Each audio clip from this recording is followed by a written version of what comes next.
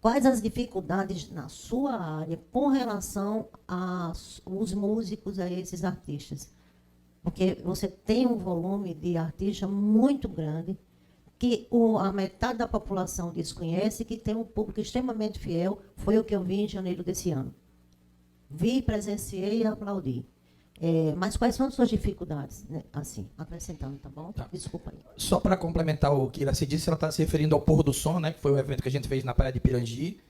Um desafio narrativo também, né, Iraci? Assim, porque os meus professores de produção são os mesmos da cidade, e a gente aprende tanto com os defeitos quanto com as qualidades de todo mundo, né?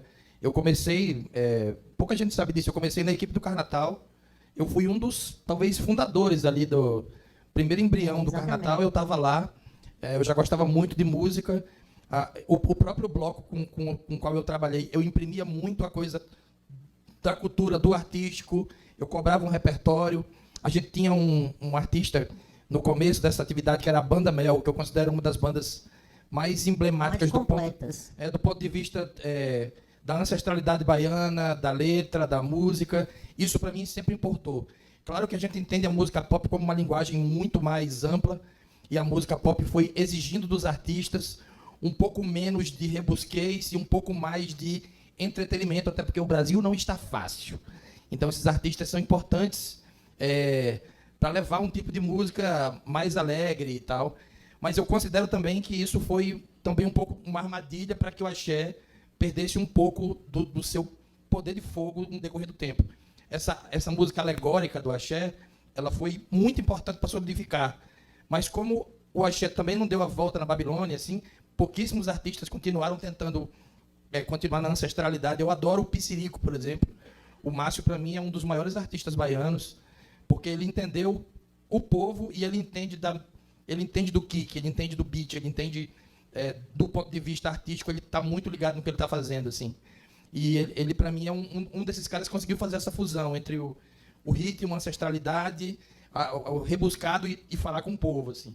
E Iraci está comentando sobre o Pôr do Som, porque o Pôr do Som foi em Pirangi, e em Pirangi, o verão de Pirangi tem essa característica dos artistas mais pop estarem na praia. E a gente entrou com uma narrativa com artistas novos, inclusive com artistas baianos, como a Tocha, por exemplo, que eu amo, Rafael é meu amigo. Toda a cena nova da música baiana são todos amigos do Sol. A Baiana System, o Russo, o Beto, a Loé de Luna, a Xenia França, que ele deve conhecer. Então, são artistas contemporâneos da Bahia que têm reflexo com a gente. A dificuldade, Iraci, que a gente tem maior de entender qual é o nosso tamanho e qual é o tamanho do que a gente vai receber. Eu até comentei ontem aqui que o Festival do Sol, por exemplo, que é uma atividade esse ano tem 60 shows em 2 dias. Me parece muito claro que a gente não tem timing, tempo, montagem e nem adequações de rider para receber um artista com muitas exigências técnicas. E isso não é uma característica do Festival do Sol. O Glastonbury, que é um dos maiores festivais independentes do mundo e na Inglaterra, e não está ligado também ao número de pessoas, porque o Glastonbury dá 200 mil pessoas. Como eles também têm um volume de show, o artista não leva para o festival o que ele levaria no show individual. O festival entra como uma plataforma do artista se envolver com outros públicos. Uma plataforma base. Isso, exatamente. Então a gente pega ali o rider do cara, Claudinha Leite vai tocar no Festival do Sol. Cláudia, legal, a gente já se afinou com o cachê, já se afinou com o que a gente pode lhe pagar, mas tem uma coisa muito mais importante que isso, que será que as suas necessidades técnicas e o seu rider cabem nas nossas necessidades técnicas? Porque esse encontro do rider, do artista com o rider do festival, o festival é o único lugar que o artista abre mão do 100%. Né? Todo artista faz isso. Eu comentei, inclusive, ontem, eu vou trabalhar no Rock in Rio domingo, agora com o Plutão, e muita gente me pergunta como é que o Festival do Sol e outros festivais brasileiros fazem 60 shows e o Rock in Rio faz 3 no Palco Mundo. E eu comentei que no Rock in Rio, especificamente, eles prezam muito pelo espetáculo completo. E às vezes o artista vai até com mais show, um espetáculo adicional ao que ele leva na turnê. Então, ali no Rock in Rio, especificamente, é totalmente diferente. O Lollapalooza, por exemplo, já não cabe. O artista já tem que se adequar. Então, tem um rider disponível e um rider do artista. Então, entender esse tamanho, para mim, é o primordial para dar certo. Entender também em que cidade você está, né? os meninos devem passar por isso o tempo inteiro. Uma coisa é Itabaiana, outra coisa é Fortaleza. Uma coisa é o Espaço das Américas em São Paulo, outra coisa é o interior, precário, sem muita condição de rider, com uma coisa meio limitada. E o artista não vive de capitais. O artista vive da tua inteira. Todo show é muito importante. Não tem diferença entre Itabaiana e São Paulo. São shows. Se esses shows forem cancelados, se eles não derem certo, o rebu é o mesmo, sendo em Itabaiana ou sendo em São Paulo. Né? Então, assim, ontem eu estava comentando também sobre essas questões técnicas e falando por que eu não topo mais. A gente movimentou a cidade aqui com coisas na rua, gratuita, Circuito Cultural Ribeira, Virada Cultural, e ontem eu comentei à plateia que eu não topo mais ser responsável direto por isso, ser o produtor geral disso. Eu toparia o governo entrando e a gente produzindo, alguma coisa do tipo. E expliquei por quê. Porque a responsabilidade é muito grande. Eu estou na rua. E eu estou contando com a prefeitura, com a guarda municipal, com o policiamento. A minha segurança, você sabe muito bem disso. Não pode tocar nem nada em ninguém na rua, porque é uma segurança particular, não é polícia. Então, isso limita a gente poder proteger ali o quadro e tudo mais, tem que contar com terceiros. E a gente não tinha força política para contar com os terceiros, né? A gente não era grande o suficiente para contar com os terceiros. Apesar de que na última virada cultural já teve quase 50 mil pessoas à Ribeira. Não me pergunta como cabe, mas cabe. Mas fazer como cabeu. Cabe. Coube. E aí, acho que você tem que entender o seu tamanho. E eu entendi automaticamente o meu tamanho. Eu falei, bem, eu não tenho... O que eu faço é uma coisa que eu sei que muita gente admira. A gente, logicamente, sabe que o prefeito sabe o que eu faço, que a governadora sabe o que eu faço, que os principais produtores da cidade sabem o que eu faço, independente de onde eles estão. Mas é preciso uma construção política de posicionamento um pouco mais agressiva, das quais eu não topo muito fazer, porque eu acho que a população, cada pessoa ela é igual em qualquer âmbito. Então, se eu tenho mais facilidade para fazer uma coisa que eu sei fazer bem, e na rua, para mim, eu tenho uma dificuldade narrativa, é melhor eu evitar a rua agora, me preparar um pouco melhor, talvez ficar um pouco mais conhecido, né, um pouco mais influente pelo lado bom, né, assim, do que tentar forçar essa barra e não ter ali, sei lá, ligar para alguém na hora de uma confusão. Eu expliquei ontem na plateia sobre isso, assim, não ter a quem pedir, né. Ontem, eu não sei se estava todo mundo aqui, eu comentei que na virada dessa de 50 mil pessoas, eu precisei fazer um transfer, e eu tive que ir porque foi um transfer individual meu, e eu saí um pouco antes da virada, 10 minutos antes, para Pirangi Praia, para pegar um artista. E na volta eu passei pelo jogo do ABC, que inclusive Iraci é uma das que está lá. Torcedora. já foi da gestão e agora está na torcida sempre, da gestão às vezes. Na gestão às vezes. E eu passei lá, tinha, sei lá, 40 carros da polícia, não sei quantas motos. Automaticamente eu pensei, pô, esse jogo tem 4 mil pessoas aí dentro do estádio, tá coberto de policial, é um futebol, né? Tem a demanda, é quase automática essa demanda. E eu tinha pedido segurança para 50 mil pessoas e pedi 200 homens, que não é muito para 50 mil pessoas, mas é muito pro... Eu sabia que eu estava pedindo muito. A minha esperança era que tivesse 50. Quando eu cheguei na virada, e logo cedo já tinha 10 mil pessoas, e meia-noite tinha 50 mil, 40 mil, um número tipo absurdo. Para Natal isso é muita gente. Tinha 5 motoqueiros da polícia. E eu passei muito mal, tive crise de síndrome do pânico, fiquei naquele jeito. Fiquei trancado dentro do Centro Cultural só sem ter coragem de sair para a rua, porque a produção não é minha, tinha uma equipe produzindo, então não ia parar porque eu estava parado. Mas isso é um sintoma básico de que eu não estava pronto. Eu não estava pronto porque eu não tinha influência, eu não estava pronto porque as minhas solicitações não foram levadas a sério. A Guarda Municipal ficou apavorada, porque se alguma coisa desse errado, eu tinha como ir na imprensa e dizer, pedi 200 policiais, tinha 5 motos. Não foi dado o devido cabimento. E nós já tínhamos histórico de muita gente na Ribeira, todo mundo sabe disso. Entendeu? A sorte é que é um bairro histórico, tem uns Exu batendo tambor aí na Ribeira o tempo inteiro, né? Não é à toa que aí é o baixo, então é uma região protegida pelo axé do rio e da praia. E as coisas acontecem de um jeito diferente aí embaixo, que eu não sei explicar, não aconteceu nada. Mas poderia ter acontecido.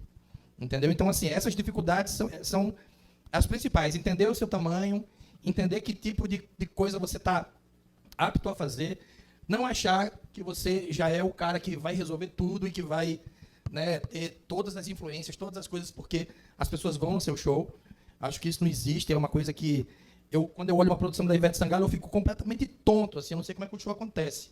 Tenho até algumas perguntas, assim, porque são tantos itens, são tantas coisas. E, assim, Não pode dar errado. Porque se der errado e for para a rede social, o show não acontecer, é uma confusão. Demora uns 3 meses para você poder, né, voltar ali. Ah, não, tudo bem, aconteceu, mas não vai acontecer de novo. Quer dizer, são muitos pormenores que deixam a atividade, muitas vezes, estressante. Muitas vezes o dinheiro que você ganha não paga o negócio. Não paga um dia de UTI. Não paga o trabalho. Minha amiga Iraci Não paga a terapia. já teve alguns piripaques. Cheia de estente. Já fui para terapia algumas vezes também por causa do trabalho. Então, é preciso saber qual é o seu limite, aonde você está apto a estar, entender o seu tamanho. Acho que essa é a dificuldade de quase todo mundo que está na área. Assim, só meio que esclarecendo algumas coisas. Isso é legal você pontuar, porque às vezes a sua visão também pode ser a mesma visão do pessoal que está aqui assistindo. Quando eu coloquei o rider, tanto do Mudei de Nome, você viu que eu botei um do lado do outro, o input do Mudei de Nome e o input de Cláudia Leite. Botei um mapa de palco e botei uma projeção, que aquilo lá a gente chama de turnê, né?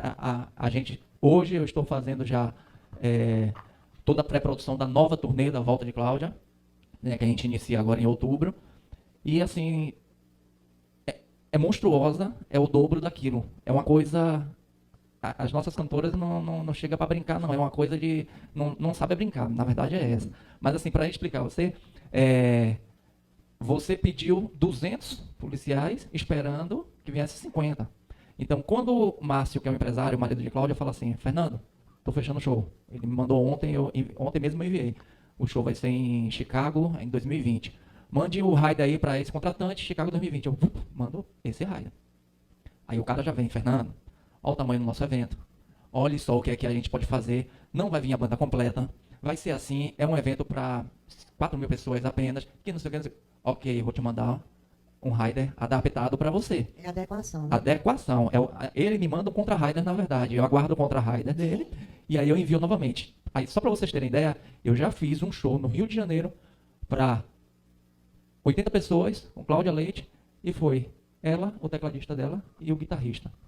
E o tecladista com uma percussãozinha aqui no pé, batendo Você já fez show de Cláudia, ela tocando violão aqui. 16 shows dela aqui na campanha de Paulo Freire. Voz e violão. Então, assim, é óbvio que eu vou mandar o rider. Né? Eu mando o rider completo. E aí, a gente vai se adequando, é tudo a conversa.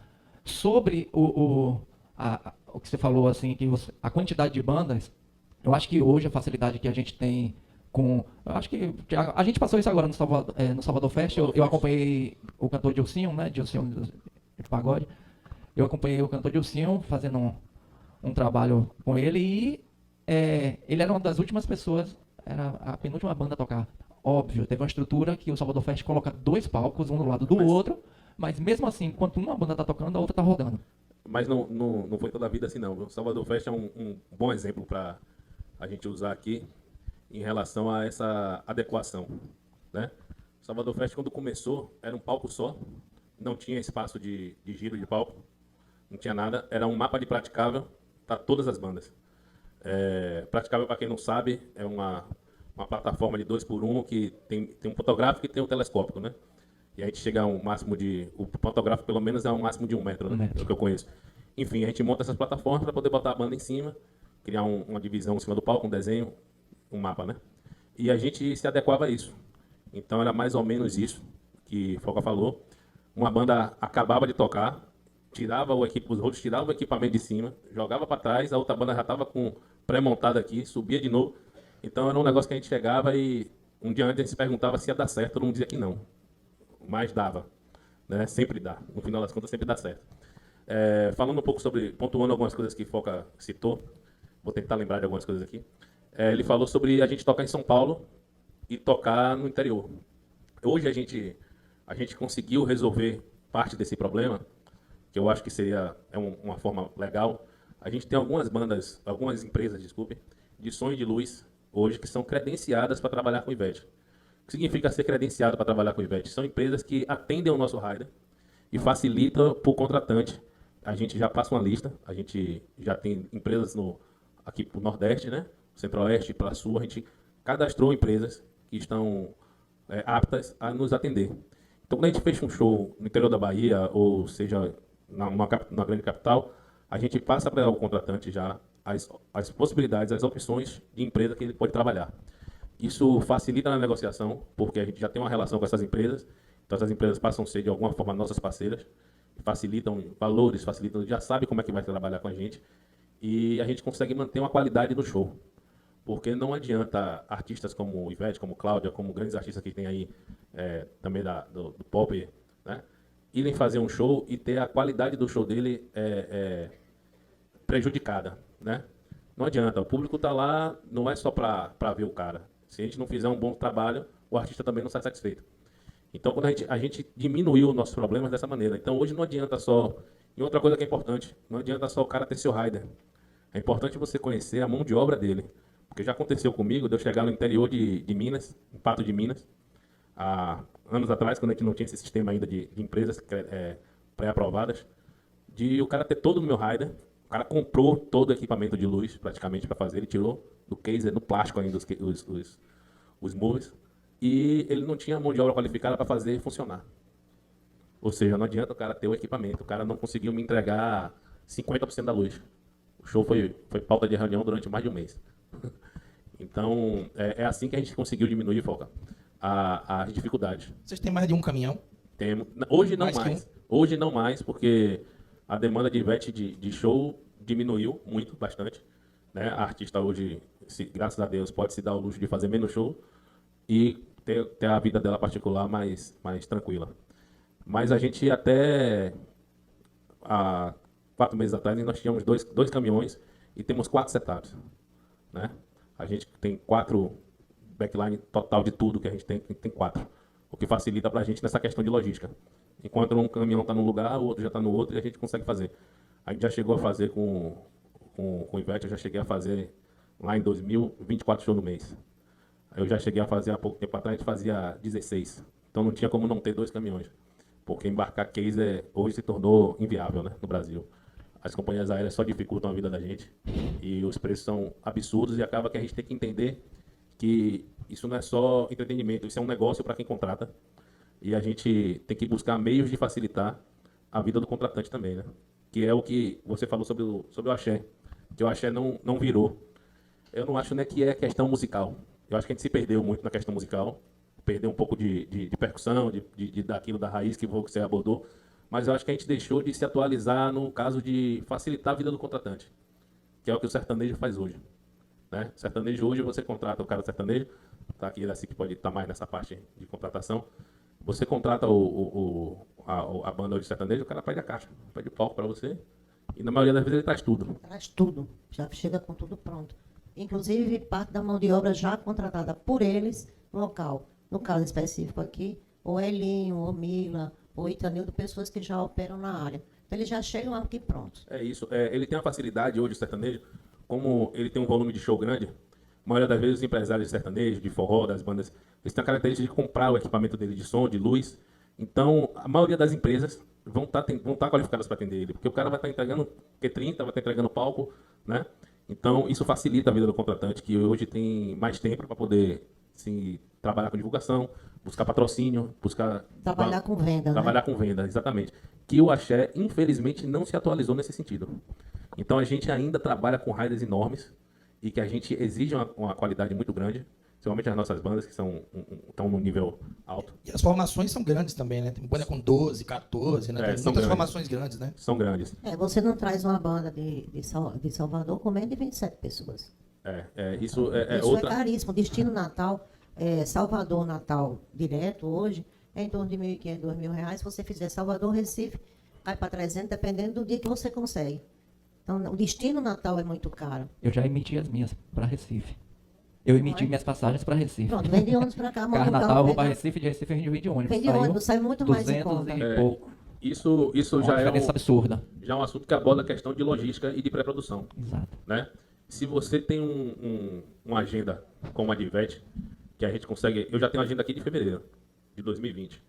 Então, se você já tem isso na mão, você tem que se preocupar já em fazer sua pré. Que não é só ver o rider, não é só ver show, não é só ver o horário de show, é também comprar sua passagem. Porque quanto mais tempo, todo mundo sabe disso, né? Quanto mais antecedência você comprar sua passagem, você vai pagar mais barato. Você vai deixar para cima, principalmente nas datas que são comemorativas da cidade, você vai pagar mais caro.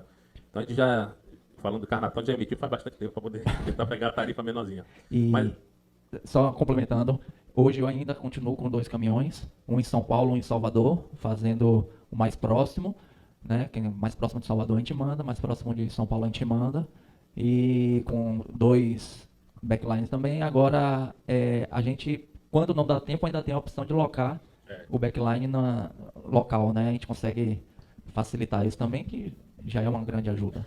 aí eu vou abordar mais uma questão que eu acho com foco. Eu acho que também os festivais, vai muito da proposta do festival. Eu infelizmente não conheço o festival, mas pelas bandas que você falou, me parece um festival que dá oportunidade para as bandas que estão aparecendo na cena, que estão vindo coisas novas. E o que acontece muito, já aconteceu com o Ivete, já aconteceu com todo mundo teve um início. E nesse início a gente está disposto a tocar. O negócio é mostrar a cara, né? Então, assim, cabe a festivais como esse prezar pela qualidade do que vai apresentar. E as bandas, quando dão sorte de pegar festivais desse nível, elas vão ter uma boa apresentação. Porque as bandas como essas que ele citou, ainda são bandas que tocam em lugares que o som é ruim, que o ampli é péssimo, mas tocam porque precisam aparecer.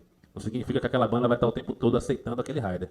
Vai ter um momento que bandas como essa que ele tocou hoje no festival dele, não vão aceitar mais vir tocar no festival. Já não aceita. Né? Festival do Sol são 4 palcos, 4 sons de elinho, os melhores consoles. Se você quiser alugar algum equipamento de elinho entre 20 de novembro e 25 de novembro, não vai ter para alugar, porque o galpão dele inteiro está lá no Festival do Sol. Então tem...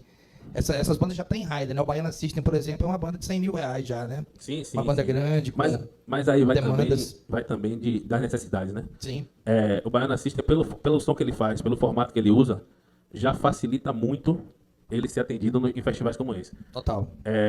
Por maior que ele seja, vai facilitar.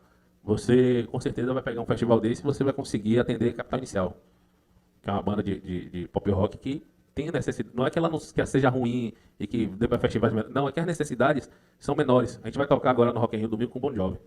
Eu acho que as necessidades de Ivete estão maiores do que a de Bon Jovi, pelo som que o cara faz, não é pelo nível do artista. Então, tem festivais que cabem alguns artistas e tem festivais que não cabem. Quando o Foca fala que Cláudia não consegue tocar no festival dele, que Ivete toca, não é pela... Só para deixar claro, eu tenho certeza que você não pensa assim. Não é pela prepotência da artista nem da produção. É por uma questão de estrutura, de necessidades. O som que a gente faz exige... O input da gente é gigante, né? Não, exige tempo de passagem de som. Tempo de passagem de som. Tempo que a gente não tem. Existe tudo. Não que esse seja um problema também, porque eu já toquei no Festival de Atlântida e a gente não tem tempo de passar som. E a gente vai para trás, monta o nosso backline lá atrás, dá um check, vê se está chegando, e entra no palco e o técnico de pé tem que ser bom. Aí você tem que ter uma equipe boa para você poder fazer um bom trabalho. Então é todo um contexto, toda uma coisa que faz com que as coisas rodem. Não é simplesmente só estrutura, né? É a equipe, é a capacidade e entender o tamanho que você tem, né? Isso é importante. O Festival de Verão é um grande exemplo que Thiago pode falar bem, porque Ivete participou de todas as edições. Todas as edições, Foram quantos anos? 10, 15? Rapaz, é muito tempo. Acabou. Ainda existe? Não existe mais, né? Existe ainda? Existe. A gente só saiu do área que a gente tinha lá em Salvador, que é o Parque Exposições, e foi para ali na Fonte Nova, mas existe. Existe e, por incrível que pareça, está muito melhor do que era antigamente. Porque a mão de obra hoje é mais qualificada, o serviço, a entrega é outra, e o palco, inclusive, está maior. A gente já chegou a fazer festival de verão e o arquiteto pensar só na parte visual que o público está vendo ali. A gente olhava o backstage e não tinha área de troca, não tinha giro. e a gente tinha que fazer o festival. E aí, esse produtor é para isso que a gente existe. É para fazer acontecer, muitas vezes acontecer o que as pessoas pensam que é impossível. A gente tocou falando em palco pequeno. Aí eu tive a oportunidade de trabalhar com o artista que eu trabalho, me dá a oportunidade de fazer diversos projetos diferentes e às vezes inusitados. A gente tocou num camarote dentro do Sambódromo, há 2 anos atrás, que o palco era menor do que palco de televisão. Quem já fez televisão aqui sabe que os palcos de TV são bem pequenos. E a gente conseguiu fazer. E nem por isso deixou de ter qualidade, né? Eu acho que cabe a gente também ter o cuidado com o artista que a gente trabalha. Então a gente foi no lugar, fez uma VT, uma visita técnica com antecedência, e buscou criar um projeto para aquele espaço, né?